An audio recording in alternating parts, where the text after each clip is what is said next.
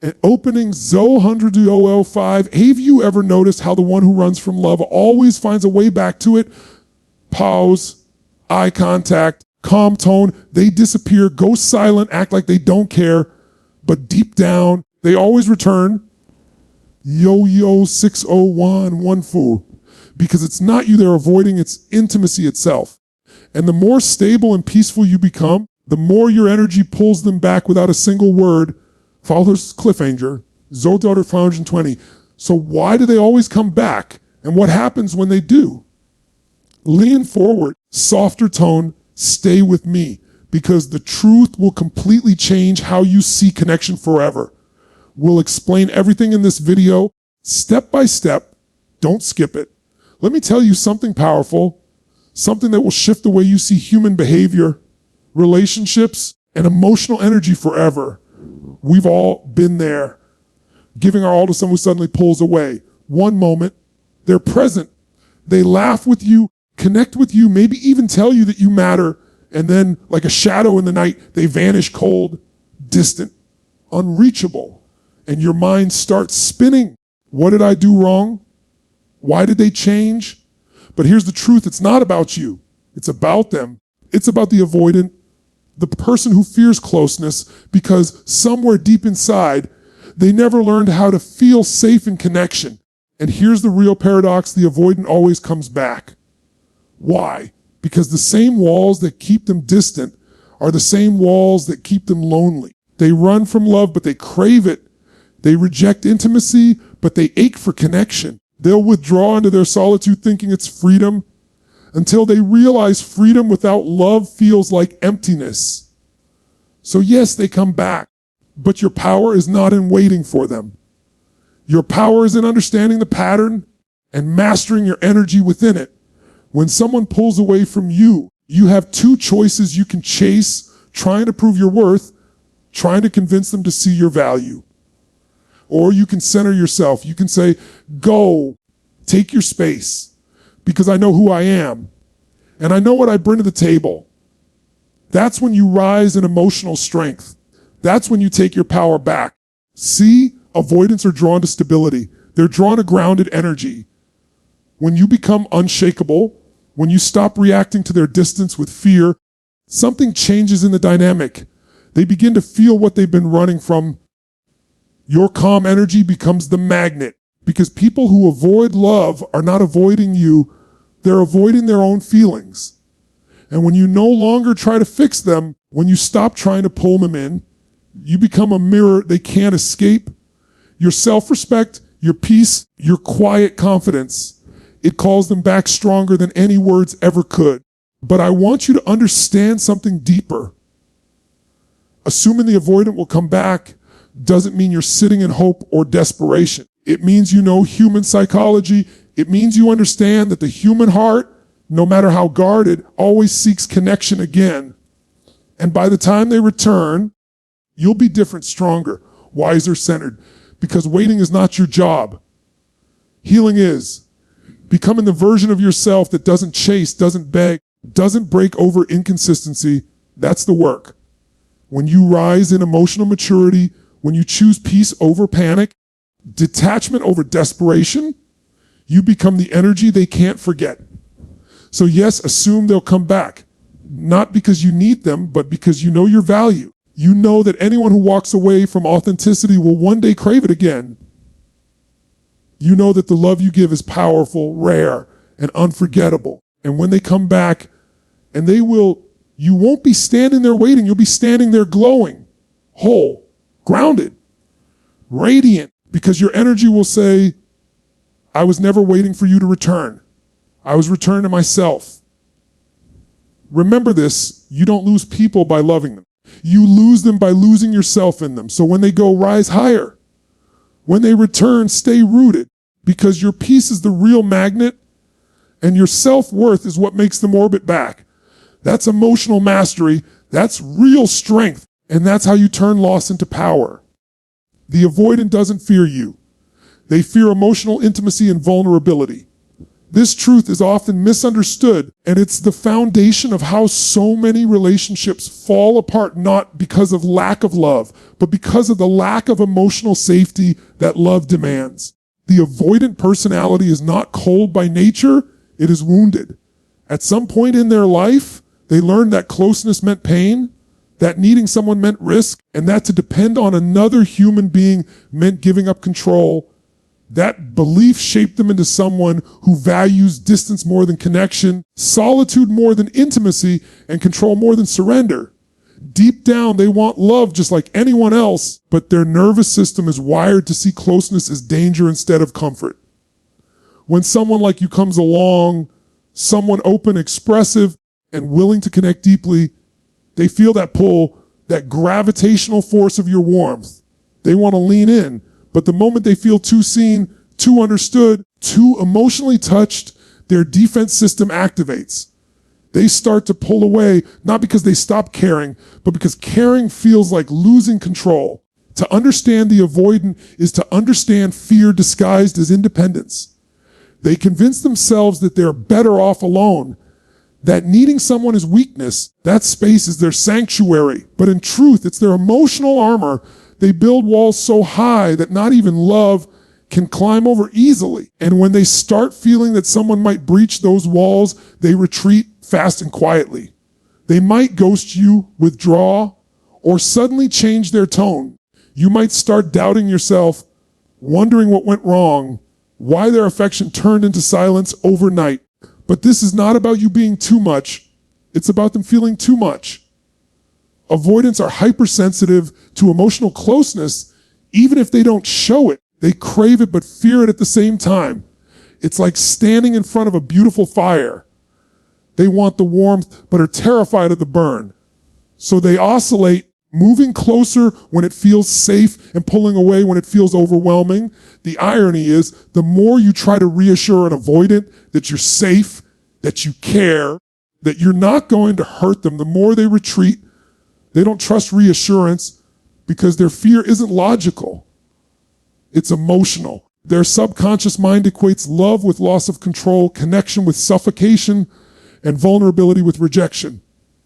So when you open your heart wide, they don't see it as love, they see it as risk. Their body goes into survival mode, and survival mode doesn't think it reacts. It shuts down, it withdraws, it protects. That's why avoidance can seem calm and detached even when emotions are high.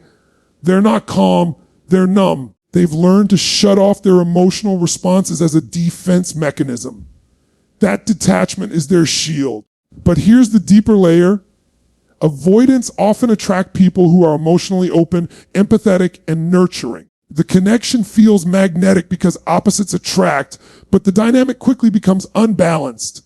The open person tries harder, communicates more, gives more love to fill the space. The avoidant senses that intensity and feels invaded, so they pull away even further. It becomes a painful dance of pursuit and retreat, affection and avoidance, connection and confusion. And in this dynamic, it's easy to mistake their distance for disinterest. But often, it's not that they don't feel. It's that they feel too deeply and don't know how to regulate it. Understanding this doesn't mean tolerating emotional unavailability. It means seeing the truth behind the mask. And the avoidance fear of emotional intimacy isn't personal rejection. It's protection from their own unresolved pain. Maybe they grew up in an environment where love was inconsistent, where affection came with conditions, or where emotional needs were ignored. So they learned early that it's safer not to need anyone. That self-reliance is survival. When someone like that experiences love as an adult, their old programming activates. Love becomes both the thing they crave and the thing they fear most. They want to be close, but they don't trust closeness. They want connection, but connection makes them feel exposed. So they keep their emotions behind an invisible glass wall where they can see you but never fully touch you. When you're with an avoidant, your natural instinct might be to fix, to reach in, to show them they're safe. But the more you try to make them feel safe, the more unsafe they feel. Because safety to them is control. And if they let go of that control, if they allow themselves to depend on someone, They fear they'll lose themselves.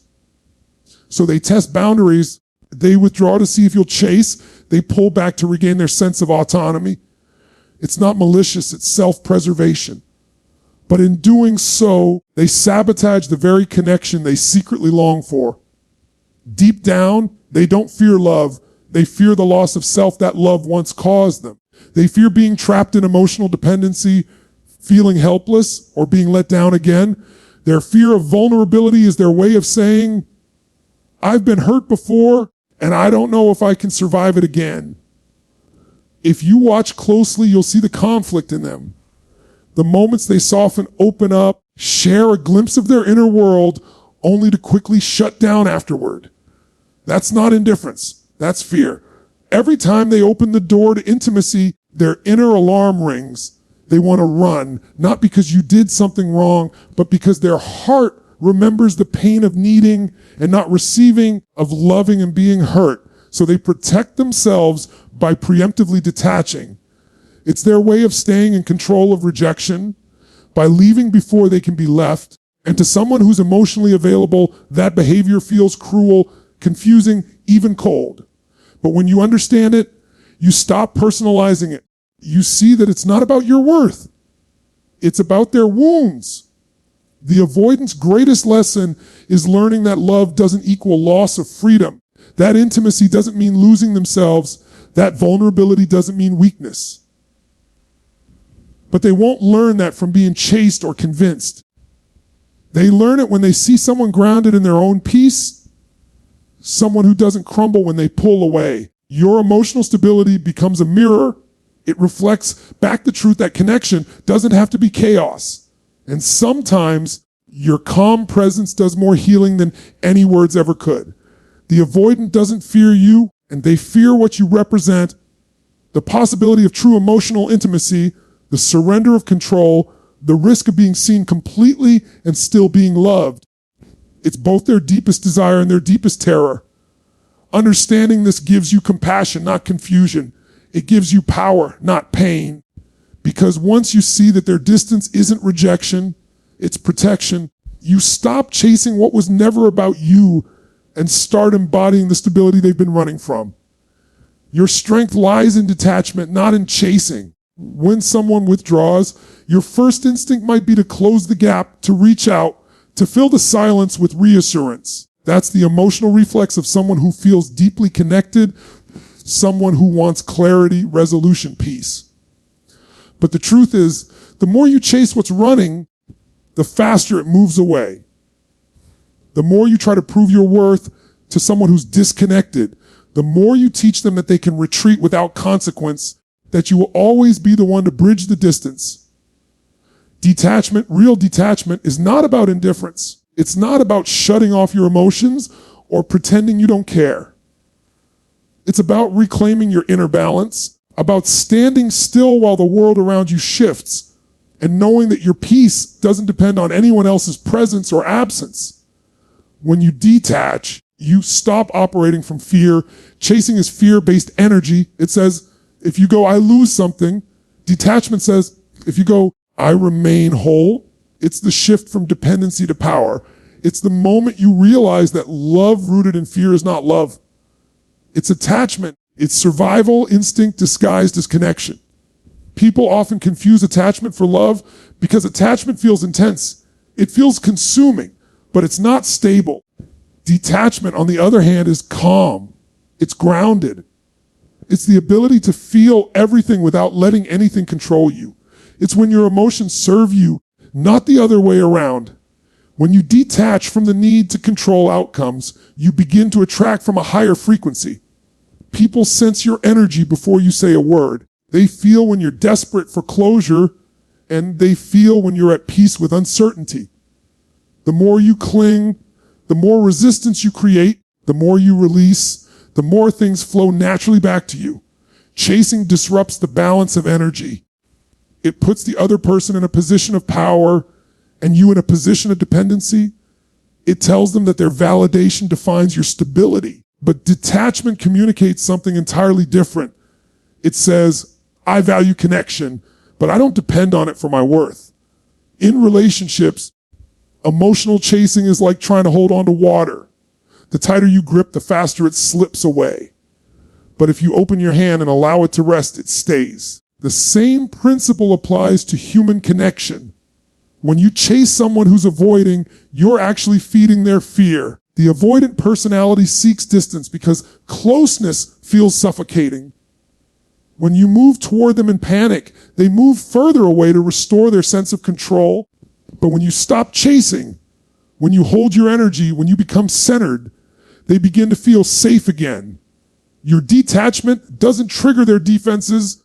It disarms them. It says, I don't need to control this. I'm okay with or without you. And that's the energy that draws people back. True detachment is built on self-trust. It's the unshakable belief that no matter what happens, you'll be okay. That if someone leaves, you won't collapse. You'll adjust, you'll grow, you'll continue. Most people think power comes from getting what they want, but real power comes from knowing you don't need it to be complete. Detachment teaches you that peace isn't the result of perfect circumstances. It's the product of internal alignment. It's a discipline. It's the quiet strength to let life unfold without constantly trying to force it. The more you chase, the more you tell the universe you lack what you're pursuing. The more you detach, the more you affirm that you already possess it within. That's the paradox of attraction. When you need nothing, everything comes. And when you stop demanding energy from others, you start generating it from within. That's the moment your vibration changes. That's when your silence becomes more powerful than your words. People begin to notice something different in you. A calm confidence, a grounded presence, a kind of peace that doesn't beg, doesn't argue, doesn't explain. It simply is. Chasing energy is reactive. Detachment is intentional. When you chase, you're responding to loss. When you detach, you're choosing alignment. One comes from fear of abandonment, the other from faith in abundance. When someone leaves and you chase, you reinforce the belief that love must be earned. When you stay centered, you embody the truth that love flows naturally where it feels safe. You can love someone deeply and still let them go. You can care without clinging. You can desire connection without sacrificing your dignity. That's emotional mastery. The ability to hold love and freedom at the same time. Detachment is not coldness, it's clarity.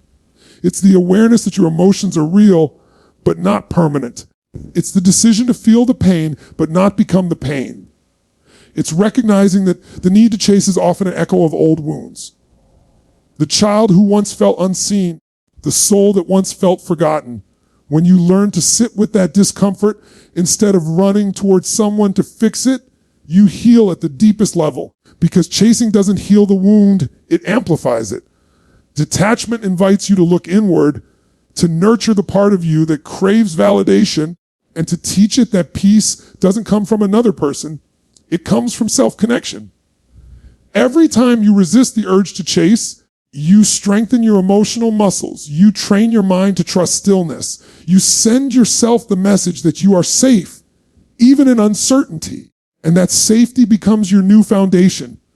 People who are emotionally stable are magnetic because they radiate certainty.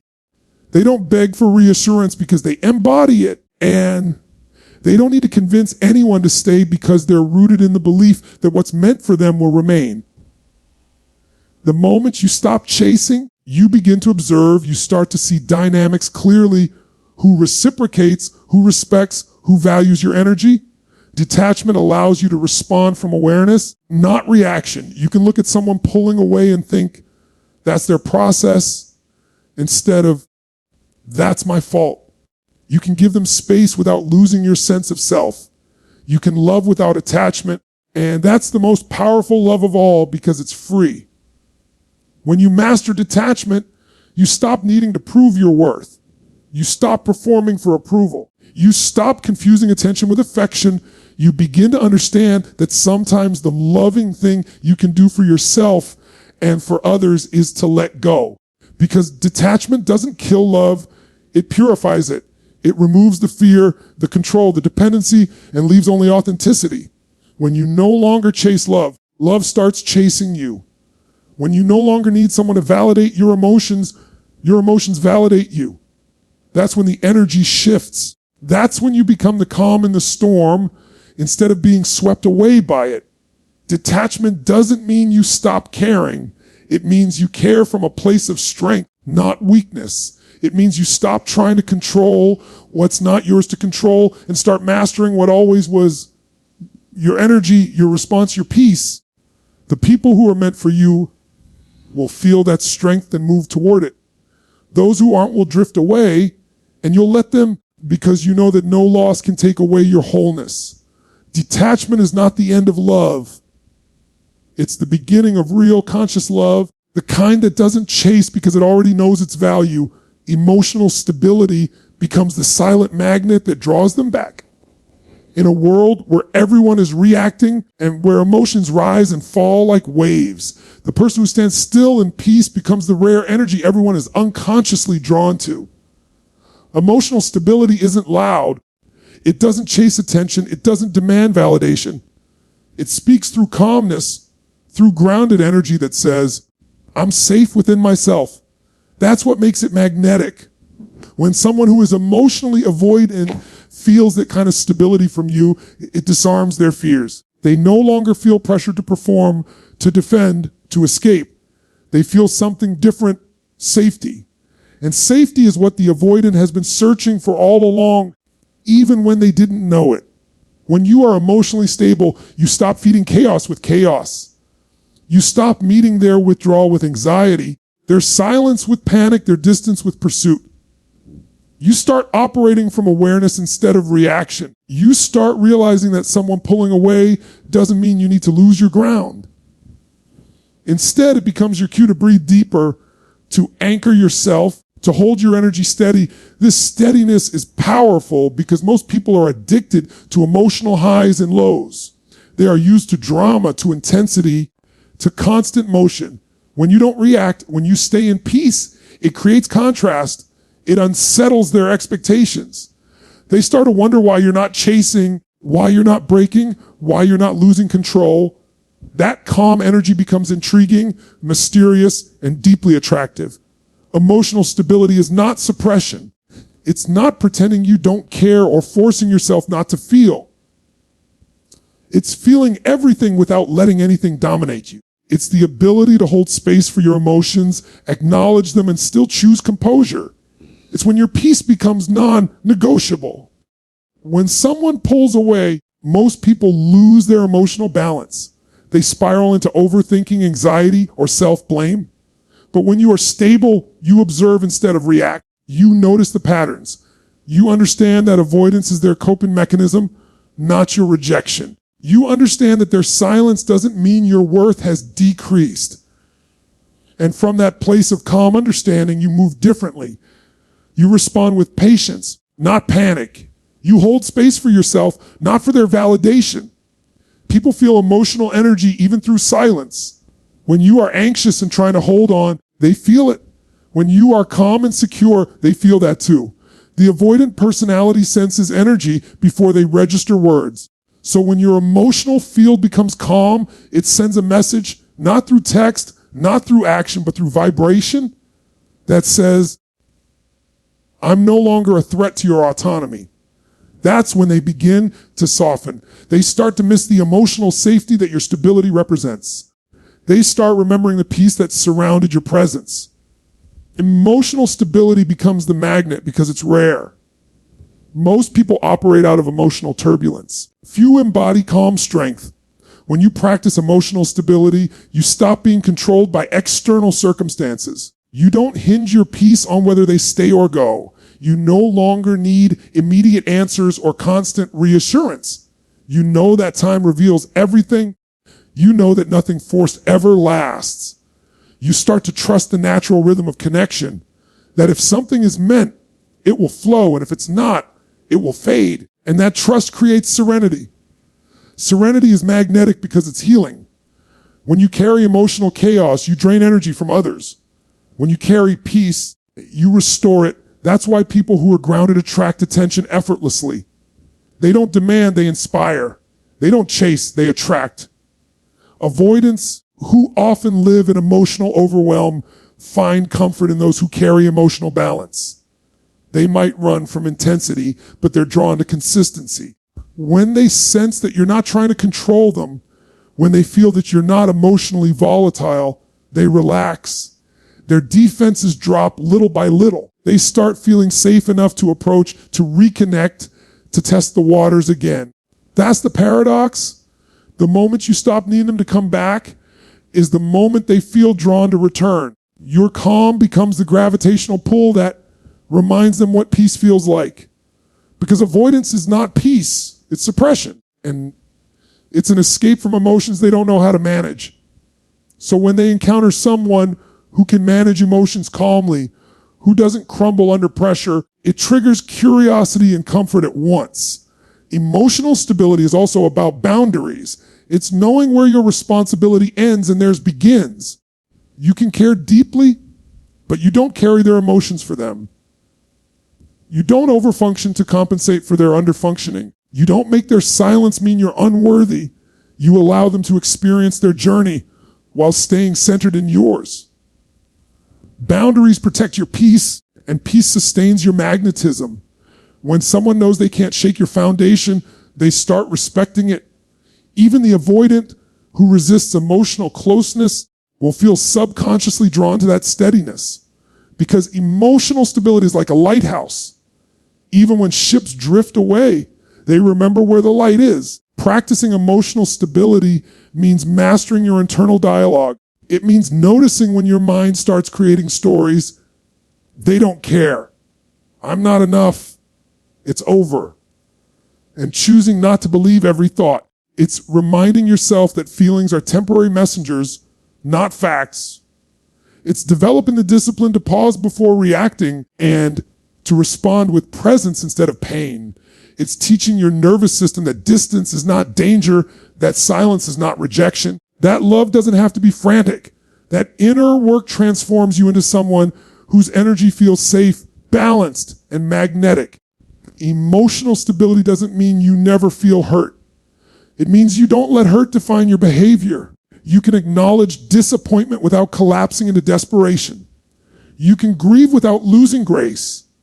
You can stay kind without losing your self-respect. That balance between heart and mind is what makes emotional stability so powerful. It's a form of quiet confidence, the kind that doesn't need to prove or perform. It radiates through your tone, your posture, your presence. It tells people, I'm not here to play emotional tug of war. I'm here to connect, not to control. That energy changes everything. Over time, emotional stability becomes your natural state. It's not something you perform, it's who you are. It's the product of inner healing, self-awareness, and emotional maturity. When you reach that state, relationships become lighter. You stop overanalyzing every text, every action, every silence. You stop needing certainty to feel calm. You start trusting yourself to handle whatever comes.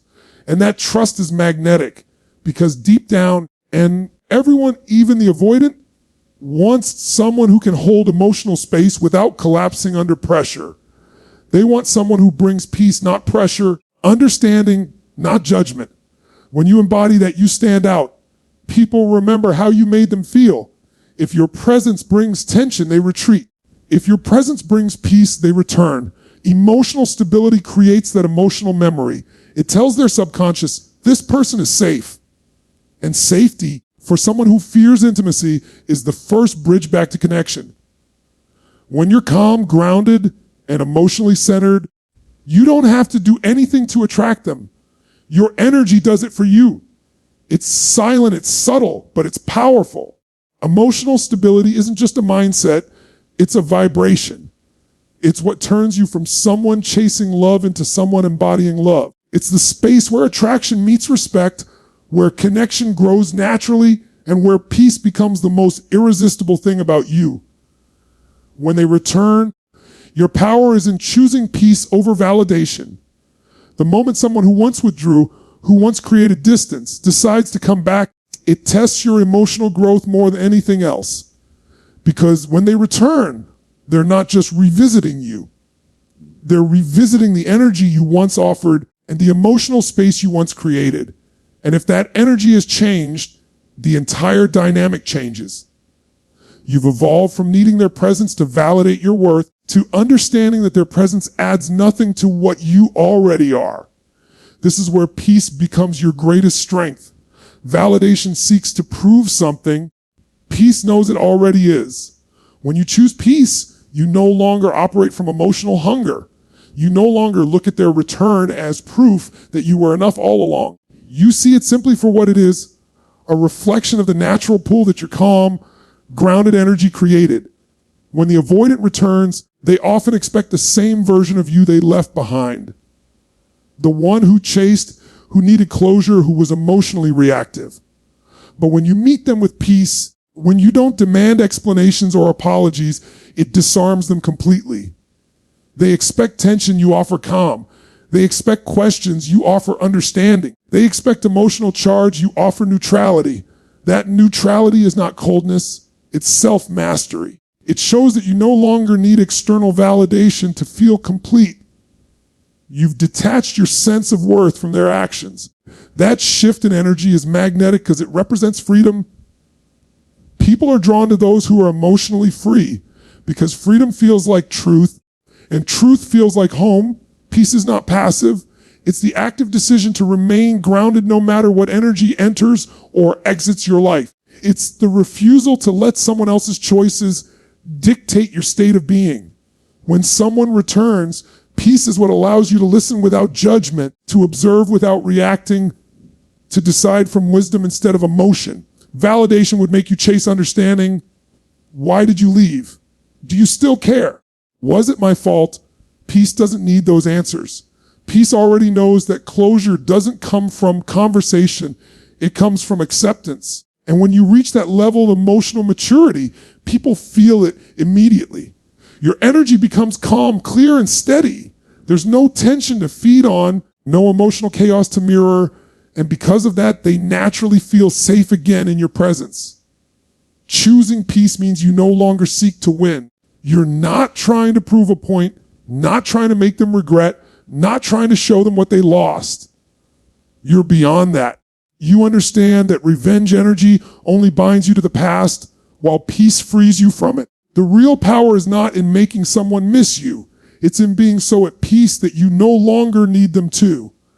When they return, you don't see it as victory. You see it as alignment. You see it as life circling back to reflect your growth. Because the version of you who once craved validation has evolved into someone who radiates inner certainty. Peace over validation means you choose understanding over ego. You can look at them and think, I see your pattern and I see my growth. You no longer need to replay the pain because you've already transformed it into wisdom. You've learned that their avoidance was never about your inadequacy. It was about their fear.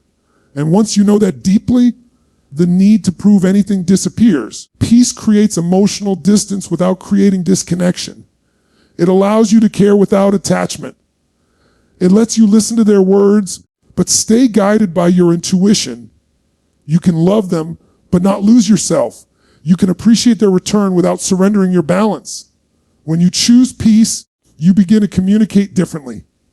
Your tone softens, your pace slows, your presence speaks louder than your words. You don't demand consistency, you embody it. You don't test their intentions, you observe them. You give space for authenticity instead of forcing outcomes. And in doing so, you create an entirely different emotional environment, one that is free of pressure, expectation, and anxiety. That environment is what draws them closer because it feels safe. But the difference now is that your peace isn't dependent on whether they stay. It's yours regardless. You can welcome connection, but you don't cling to it. That's real emotional power.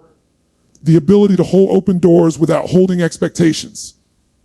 Validation would have you reliving the past, looking for proof that you were right, waiting for them to confess regret. But peace doesn't need confession. Peace knows that their return itself is acknowledgement enough. It doesn't gloat or guard. It simply observes. It understands that people often come back not because they've changed completely, but because your energy feels different. And your growth reminds them of something they can't find elsewhere. But you also know that their return doesn't require you to reopen every door. Sometimes peace means wishing them well without welcoming them back in. Sometimes it means closure through grace, not through conversation. Choosing peace doesn't mean you suppress emotion. It means you let emotion pass through without letting it take control. You allow yourself to feel everything, the recognition, the memory, the tenderness, but you don't let those feelings drive your decisions. Peace holds space for emotion, but remains anchored in self-awareness. You can remember the connection without recreating the chaos. You can see the person who once triggered pain and realize that they no longer have that power because the power was never theirs. It was the part of you that sought validation. And that part of you has now been healed by stillness, by introspection, by time. When they return, peace gives you clarity. You see not just who they are, but who you've become. You no longer approach the situation through emotional neediness. You approach it through inner abundance. That abundance says, I am full, whether you stay or go. It's the end of emotional bargaining. You don't need their reassurance, their apology, or their approval.